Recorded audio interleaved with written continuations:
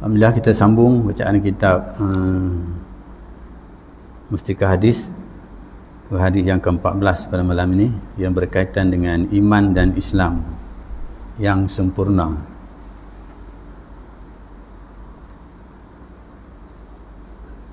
Firman Allah Subhanahu wa taala yang berbunyi, A'udzubillahi minasyaitonir rajim. Innamal mu'minuna allazi idza dzukirallahu wajilat qulubuhum wa idza tuliyat 'alaihim ayatin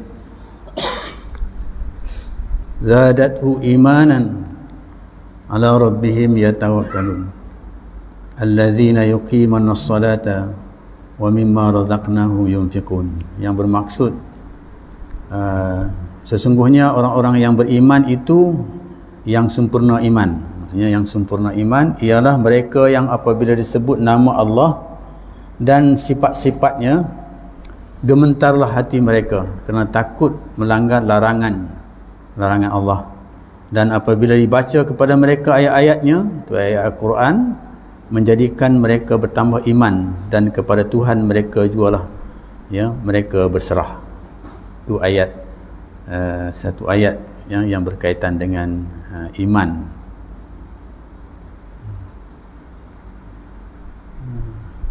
Kemudian satu ayat lagi yang berbunyi, A'udzubillahi minasyaitonir rajim, ulaika humul mu'minuna haqqan lahum darajatun 'inda rabbihim wa maghfiratun wa rizqun karim. Artinya merekalah orang-orang yang beriman dengan sebenar-benarnya dan dengan sempurna. Dan juga mereka mendirikan dan mereka yang juga mendirikan sembahyang, kan? Okey, itu hadis yang berkaitan dengan ayat Al-Quran yang berkaitan dengan iman dan Islam yang sempurna. Maksudnya orang Islam yang sempurna imannya, apabila mereka disebut nama Allah, gementar mereka itu.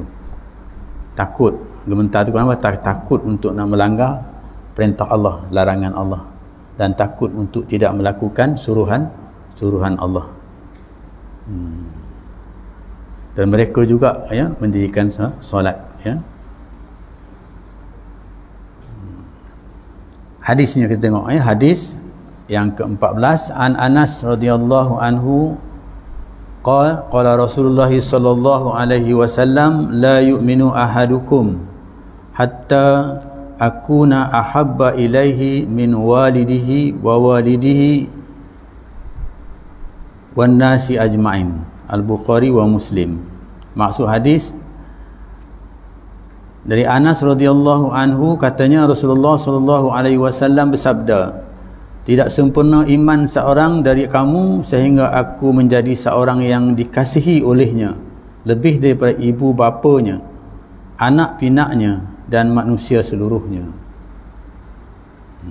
Ini dikaitkan dengan iman, ya. Iman maksudnya Nabi sebut daripada Anas, mereka tak sempurna iman seseorang itu selagi mana mereka tidak kasihkan aku, tak kasihkan Allah Subhanahu wa taala, tak kasihkan Nabi Muhammad sallallahu alaihi wasallam lebih dari mereka kasihkan ibu bapa mereka, dan lebih daripada mereka kasihkan anak pinak mereka, dan lebih daripada mereka kasihkan kepada seluruh manusia. Macam mana ni?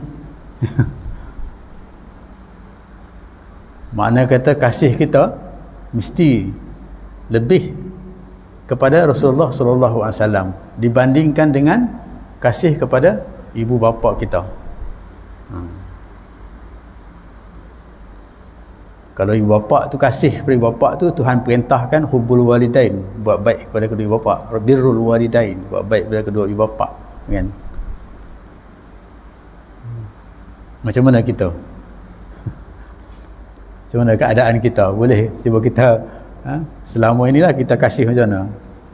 Kadang-kadang kita kasih kepada anak kita, kepada isteri kita, kepada bapa kita, kita menangis, kan? Ya, kita menangis buat kasih. Kerana dapat musibah dan sebagainya, kita kasih kepada mereka, kita menangis, ya. Tapi dengan bagaimana tentang kasih kita ni nak kena jawab. Bagaimana tentang kasih kita dengan Rasulullah SAW? Di hadis ni mengatakan bahawa kita mesti kasih Rasulullah lebih daripada kasih kepada dua ibu bapa kita. Baru sempurna iman kita, kan? Baru kita sempurna. Tidak sempurna iman daripada kamu, maksudnya tak sempurna. Kita kena mesti kasihkan kepada Allah, kepada Rasulullah lebih daripada kita kasih kepada kedua ibu bapa kita, lebih daripada kita kasih kepada anak-anak kita, dan lebih daripada kita kasih orang yang kita sayang lah, ya, isteri kita ke, ataupun kepada orang muslimin lah yang lain, kawan-kawan kita ke, dan sebagainya. Macam mana kita nak jawab ni, ya? Jadi di sini tengok huraian dia kata, hakikat iman seseorang tidak akan sempurna melainkan apabila dia mengutamakan kasih, ya, kasihnya kepada Rasulullah sallallahu alaihi wasallam. Jadi maksudnya kasih kepada Rasulullah SAW itu menentukan, ya, sempurnanya iman kita. Bagaimana kita nak buat bagi kasih ni, kan?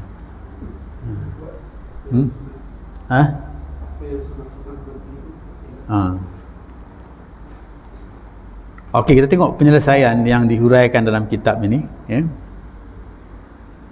Biasanya kita kena kasih kepada seseorang itu apabila seseorang itu dia bagi sesuatu kepada kita, kan?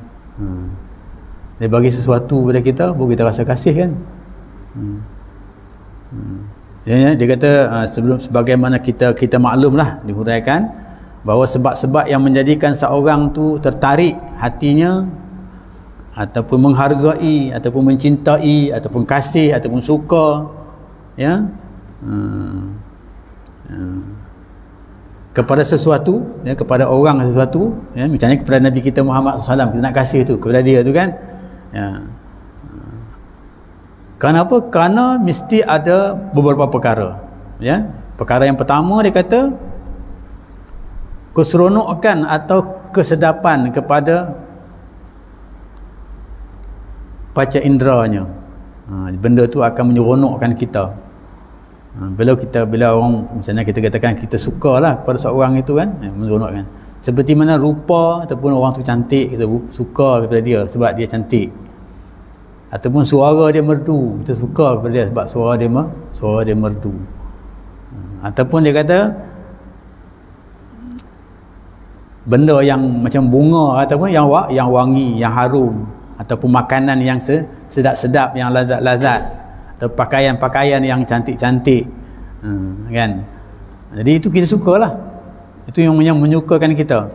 Jadi kalau kita dapat yang macam itu, orang bagi kepada kita, tentulah kita suka orang tu. Itu satu contoh dia kata. Jadi bila hal ini, maka kita kena baliklah kepada Rasulullah SAW. Apa yang kita dapat dari Rasulullah? Kita kena tanya, kan, apa yang Rasulullah bagi kepada kita yang menyebabkan kita rasa, ya, kita kena tumpahkan kasih sayang kita tu kepada dia lebih. Apa yang dia bagi kepada kita?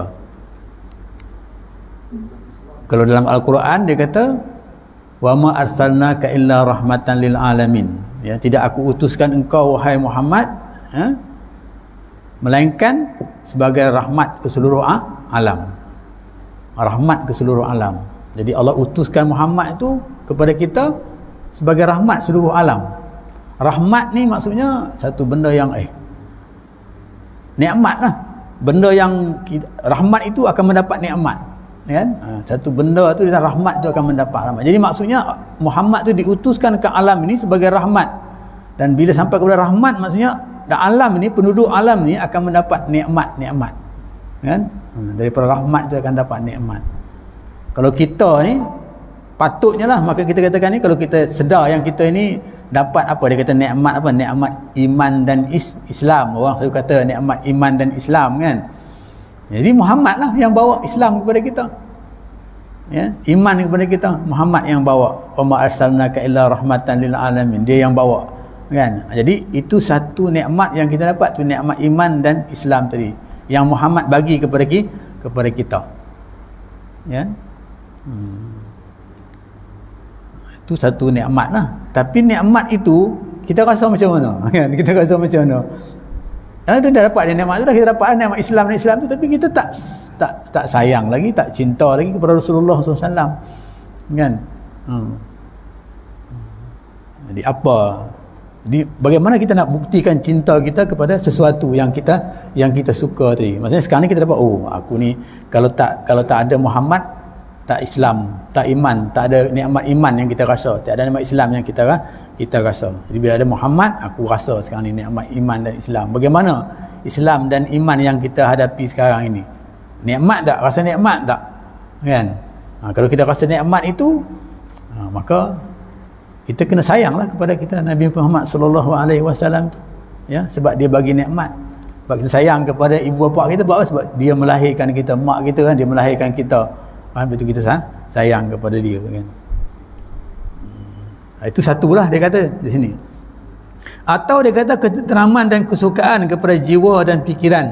Ya, maksudnya dengan orang tu bagi ketenteraman kepada kita, kesukaan kepada kita, jiwa kita jadi suka, seronok kan, fikiran kita, seperti dia kata apa, amal ibadat yang soleh, kita kata. Benda yang kita suka buat ibadat kan, ibadat yang baik, budi bahasa kita kata, itu benda-benda yang baik, ilmu pengetahuan. Jadi orang tu bagi ilmu, cikgu bagi ilmu kepada kita, dia sukalah pada cikgu tu. Daripada kita tak tahu, kita jadi tahu ya? Jadi bila kita jahil, kita jadi alim kan? Kenapa? Kerana cikgu tu bagi tahu kepada kita, suka kepada dia kan. Jadi bila suka kepada dia, apa yang kita kena buat? Paling tidak kita terima kasih lah, terima kasih cikgu kan, biasanya begitu. Dan lebih lagi itu kebahagiaan, keselamatan, itu dari segi security, keselamatan dan kebahagiaan hidup di dunia ni bagaimana, kebahagiaan hidup di hari akhirat. Bagaimana nak dapat kebahagiaan hidup dunia? Rabbana atina fid dunya hasanah, depan dunia. Dan kehidupan di dunia itu bukan hanya dunia saja, bahkan kita akan dapat kebahagiaan hidup di hari akhirat kan. Jadi kita nak yang itu. Siapa yang bagi itu? Jadi kalau kita tahu, kita belajar, kita baca hadis-hadis, maka yang tak ada yang lain yang bagi melainkan Muhammad sallallahu alaihi wasallam. Muhammad yang bagi. Jadi atas dasar itulah maka kita kena cinta kepada Rasulullah lebih daripada ibu bapa kita. Jadi bila sebut cinta ni, maksudnya bila kita suka kepada seseorang itu, kita buatlah apa yang seseorang itulah lakukan. Yang kita suka kepada Rasulullah SAW, kita nak suka dia, kita kena kenali dia, kena mengenali dia, baru kita suka dia, kenal dia, baca sejarah dia, ya. Kemudian apa yang dia bagi kepada kita, kadang-kadang apa yang Muhammad bagi kepada kita tu kita tak nampak kan, kita tak nampak benda itu. Kita tak faham, kita itu biasalah, mungkin bapa saya Islam tu, saya pun Islam lah, kita begitu, tak nampak kan begitu kan. Tapi apa yang Muhammad bagi kepada kita kan. Baik, jadi untuk itu maka kita kena kenal Muhammad sallallahu alaihi wasallam, Nabi kita Muhammad sallallahu alaihi wasallam. Sehingga kan rahmat Allah Subhanahu wa taala itu dibagi kepada Nabi Muhammad sallallahu alaihi wasallam, rahmatan lil alamin, itu kepada manusia, kepada makhluk, khususnya manusia kita ni ya. Sampai kita kata Muhammad, kemudian kita jawab sallallahu alaihi wasallam, itu pun maksudnya rahmat. Satu nikmat, maksudnya kita dapat pahala daripada Muhammad sallallahu alaihi wasallam, selawat kepada Nabi juga sebahagian. Jadi mana orang yang suka, orang yang nak cintakan Rasulullah SAW tu, maka dia kena sentiasa berselawat ya, selawat cinta. Sebab apa? Sebab selawat ini banyak fadilatnya. Itu antara perkara yang boleh menyebabkan kita ni bila sampai bulan Maulid Rasul, barulah kita nak banyakkan selawat kan, baru nak banyakkan selawat. Kenapa? Kerana nak menyambut kelahiran Nabi Muhammad sallallahu alaihi wasallam. Kalau bulan yang lain kita kurang selawat, kurang ya, buat. Itu antaranya selawat. Yang lain lagi apabila kita nak dekatkan ataupun kita nak sukakan ataupun kita katakan nak menghargai orang yang kita sayang itu, iaitu kita sentiasa melakukan amal-amal yang dia lakukan, iaitu sunnah Rasulullah sallallahu alaihi wasallam. Jadi kita kena sentiasa beramal dengan sunnah ni. Tanda kita sayang kepada Rasulullah SAW, nak melebihi daripada sayang kita kepada ibu bapa kita kan? Jadi banyaklah sunnah-sunnah yang kita kena ikut, ya. Bila kita kenal Muhammad, apa dia sunnah dia? Contoh kan, khutbah Jumaat hari tu kita baca Nabi pakai cincin tangan kanan, kan? Tangan kanan, jari kat tangan kanan, ya, jari manis tangan kanan dia pakai. Itu sunnah dia. Dia ikut. Jadi kita ikutlah sunnah dia, dapat pahala. Kan? Dapat nikmat, ya? Nikmat dia tu mana kita dapat pahala. Kenapa? Ikut sunnah Nabi SAW. Ya, dia suka makan dengan tiga jari. Kalau pegang buah tamar tu dengan tiga jari. Ya. Bukan pegang genggam. Genggam lepas tu makan sebiji-sebiji kan. Tiga jari. Itu sunnah, kan? Jadi mana tanda kita sayang kepada Rasulullah SAW supaya kita ni melebihi, kita kena amal lah, melebihi daripada sayang kita kepada kedua ibu bapa kita ataupun anak-anak kita ataupun orang-orang Islam seluruhnya. Maka inilah kita kena amalkan, kita kena utamakan dalam hidup kita supaya kita ni menunjuk yang kita ini cinta kepada Rasulullah sallallahu alaihi wasallam sahaja. Wa ma arsalnaka illa rahmatan lil alamin. Al-Quran menjelaskan. Mungkin kita tengok tadi dia kata ketenteraman dan kesukaan ataupun keselamatan. Kalau kita bagi keselamatan dari sudut akidah, mana kita dah selamat dah. Ya, selamat dah.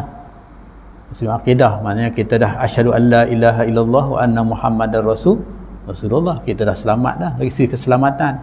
Kan keselamatan tu bukan hanya dunia saja tapi sampai hari akhirat. Kita dah diletakkan di sebahagian orang yang selamat dengan i'tikad yang betul. Ya, sebab Nabi Muhammad tu diutuskan di zaman jahiliyah itu pada orang-orang Arab jahiliyah itu ketika itu untuk supaya mereka itu pilih Tuhan yang betul, iaitu Allah Subhanahu Wa Taala, bukan berhala yang mereka sembah di Kaabah itu, kan? Jadi selamatlah, nak menyelamatkan orang jahiliyah ketika itu. Umat-umat Nabi Muhammad ketika itu orang-orang jahiliyah, orang-orang musyrikin Mekah, kan? Jadi siapa yang ikut Nabi maka mereka akan selamatlah. Itu dia kata rahmatan lil alamin tadi, kan? Dalam hal ini, baik itu dalam hadis Nabi SAW, man shalla alayya wahid sallallahu alaihi asyarah.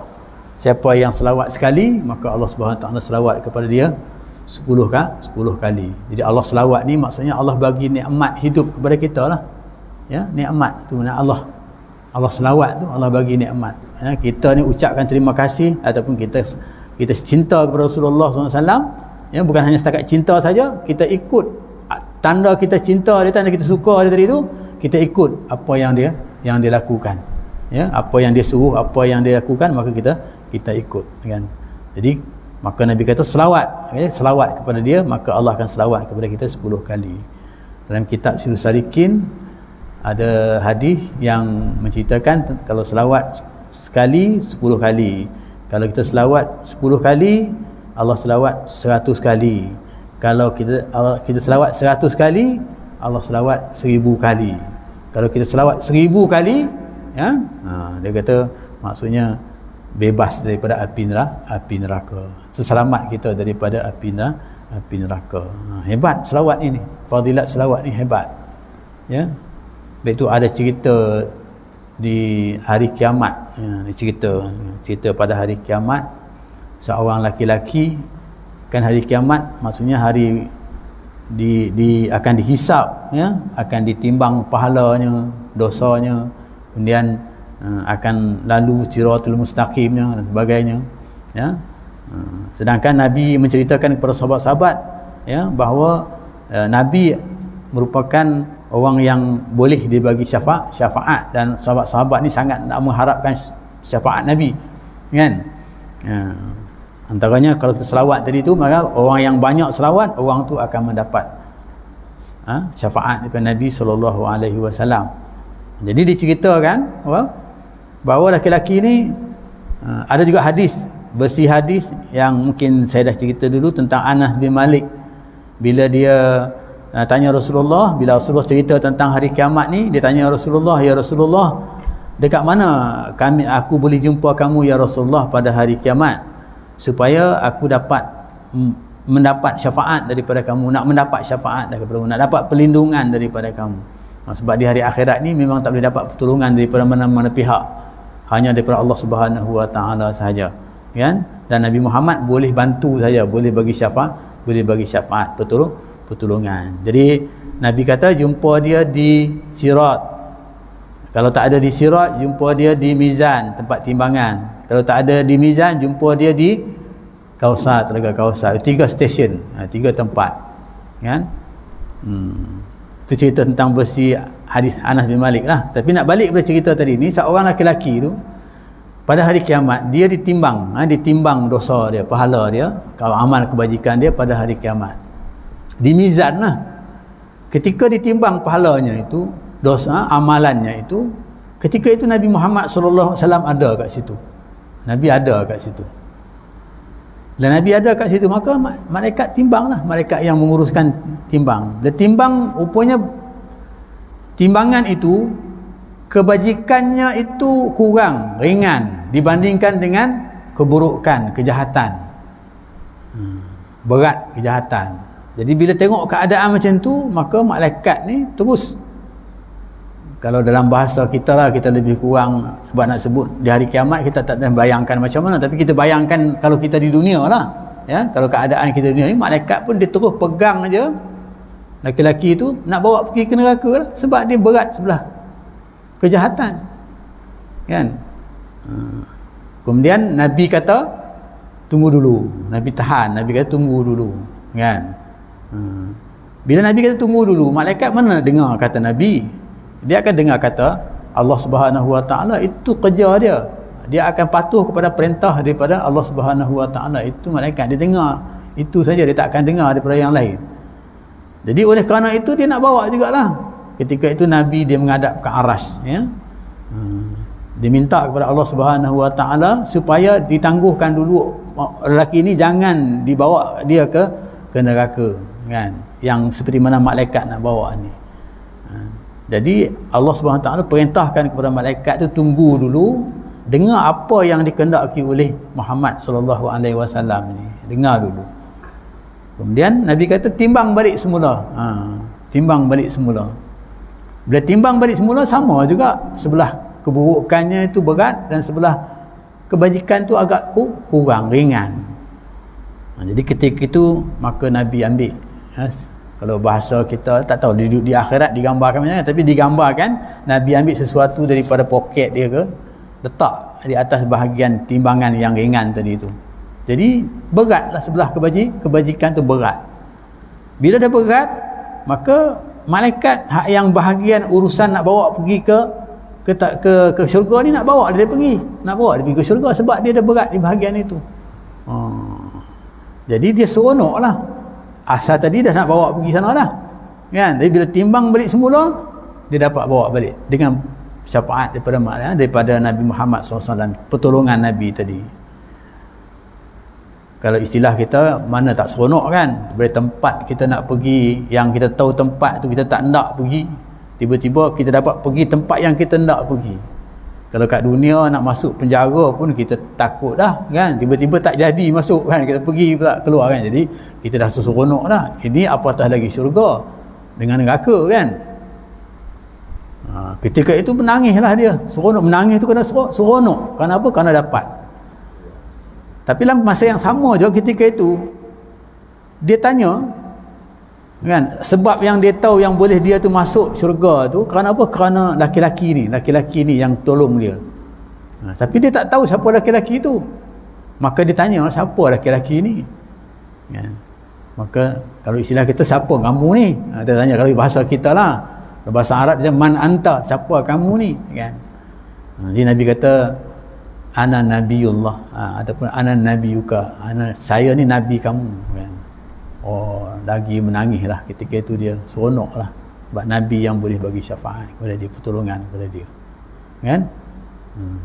Nabi itu syafaat yang Nabi bagi kepada dia, ya. Kemudian dia tanya Nabi, kan? Dia tanya Rasulullah, dia tanya Nabi, tadi mula-mula ditimbang dia ni berat sebelah keburukan, kejahatan yang boleh menyebabkan dia masuk neraka, tapi sekarang ni bila Nabi letakkan sesuatu di bahagian timbangan yang ringan tadi, kebajikan tu berat,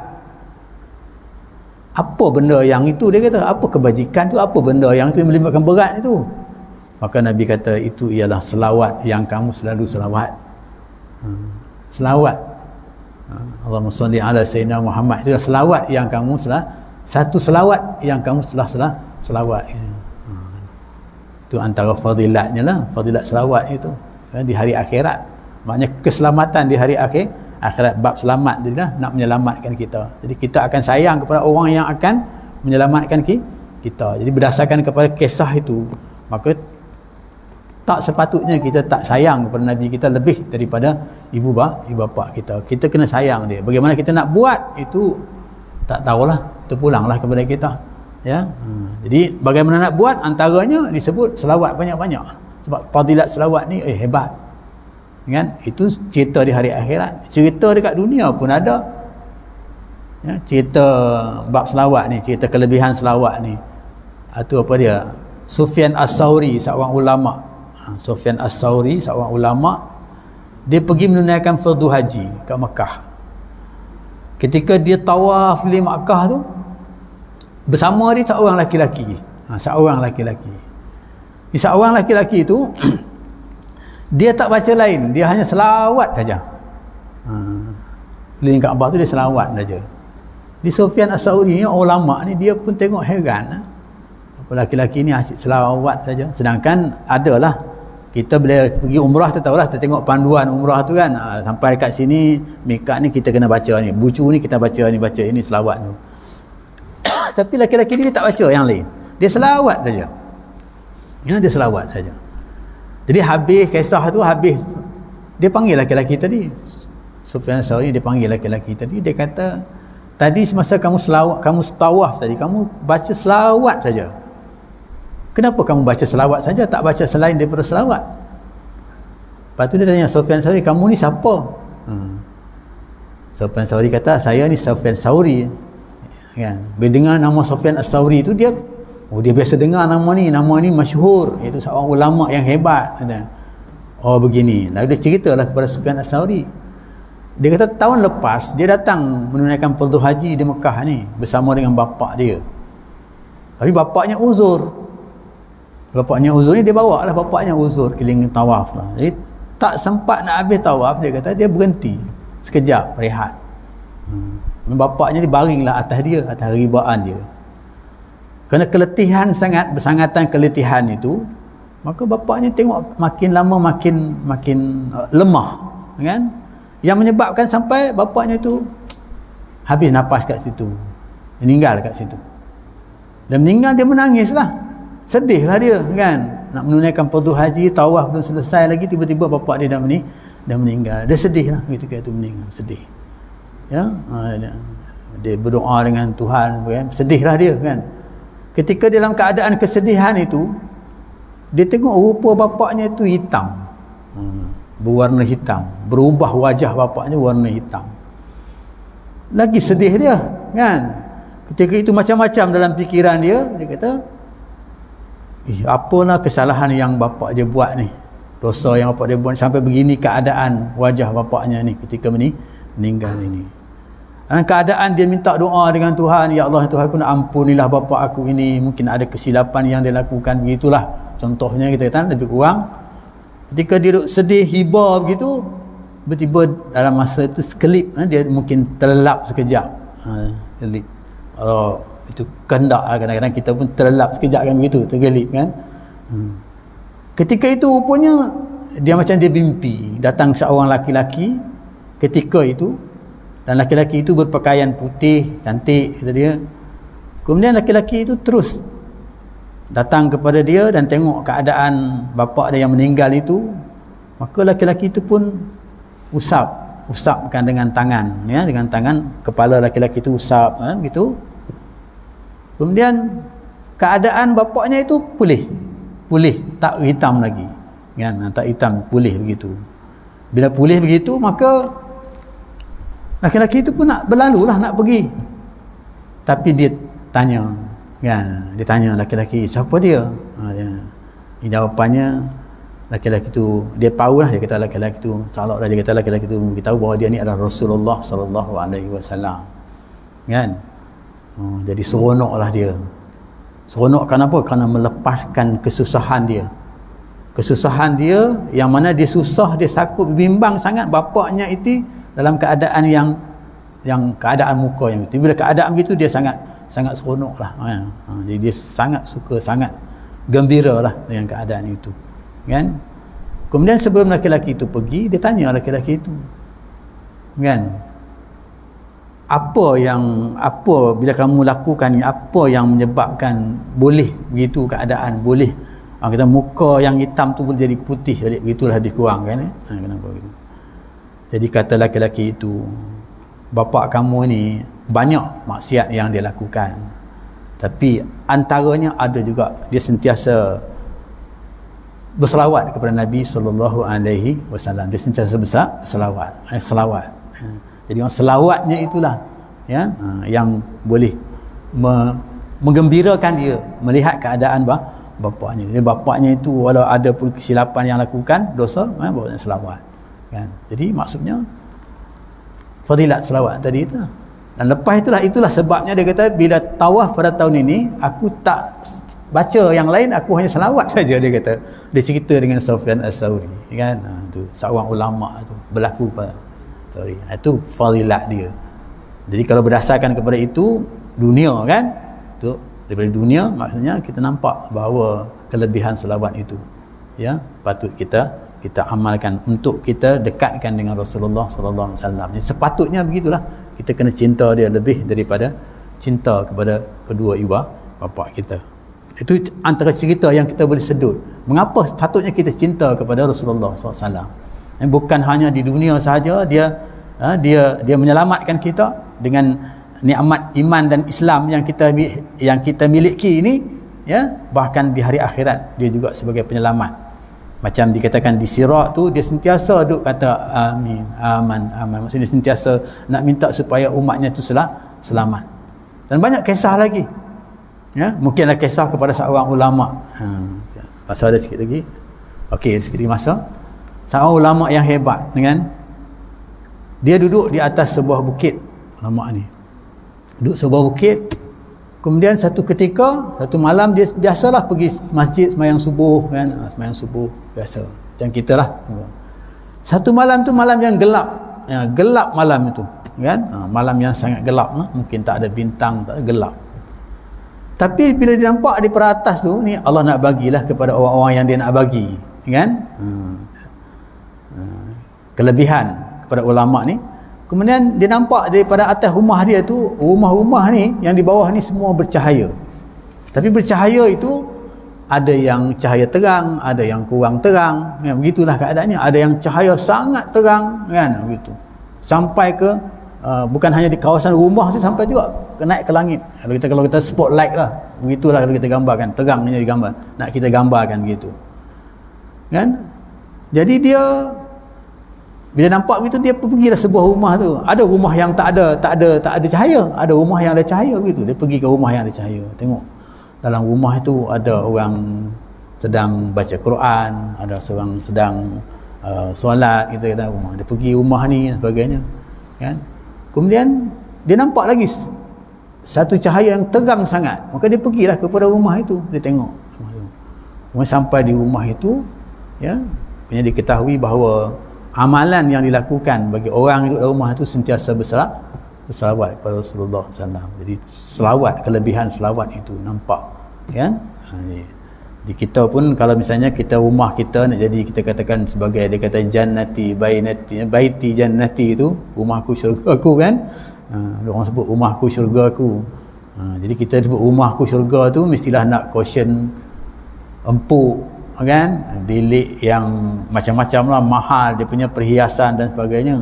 Tapi di sudut dia kata baiti jannati ni, maksudnya rumahku syurga aku itu ialah dari segi pandangan Islam, maksudnya rumah yang diisikan dengan ibadat kepada Allah Subhanahu Wa Taala. Antaranya pengisian-pengisian pembacaan Al-Quran, ibadat-ibadat yang lain.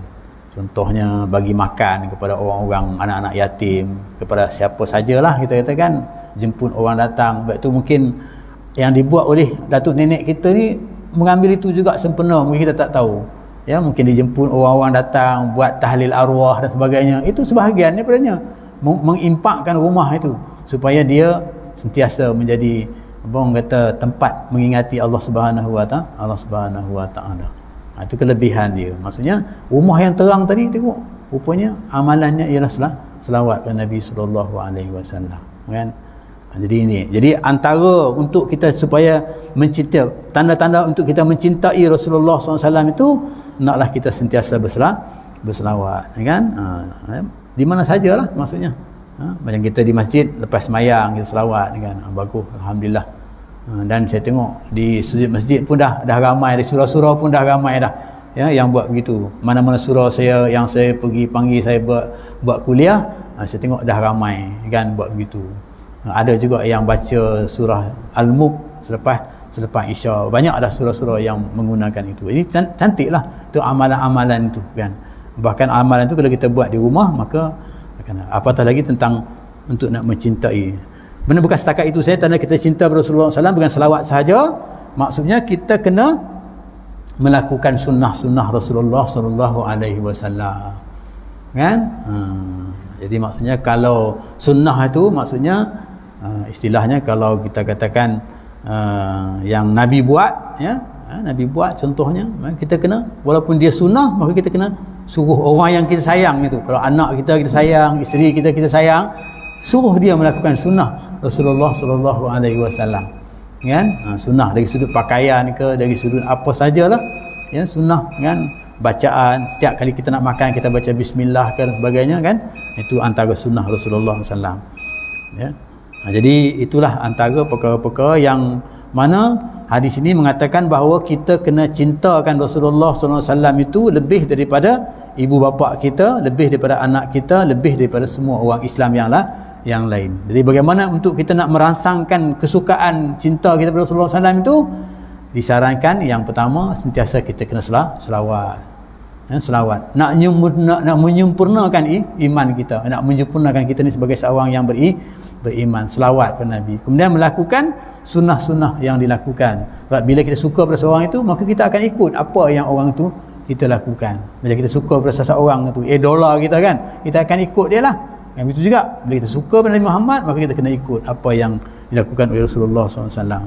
Jadi Nabi selalu sembahyang malam dan sebagainya, kan? Kita kena ikut lah, kan? Buat banyak sunnah sampai bengkak-bengkak kaki, kata Aisyah, kita kena ikut. Tanda kita sayang kepada Nabi kita Muhammad SAW lebih daripada isteri dan anak-anak kita, ibu bapa kata kita, sebahagian daripadanya. Jadi saya berhenti setakat itu. Aku qouli hadza wa astaghfirullahalazim. Assalamualaikum warahmatullahi wabarakatuh. Bismillahirrahmanirrahim. Alhamdulillahirabbil alamin wassalatu wassalamu ala asyrafil anbiya wal mursalin wa ala alihi washabbihi ajma'in. Allahumma ja'alna minat tawwabin wa ja'alna minal mutatahhirin wa ja'alna min ibadikas shalihin. Allahumma ja'al jam'ana hadza jam'an marhuma wa tafarruqana min ba'dihi tafarruqan ma'suma. Rabbana atina fid dunya hasanah wa fil akhirati hasanah wa qina adzabannar. Walhamdulillahirabbil alamin. Taqabbalallahu minkum.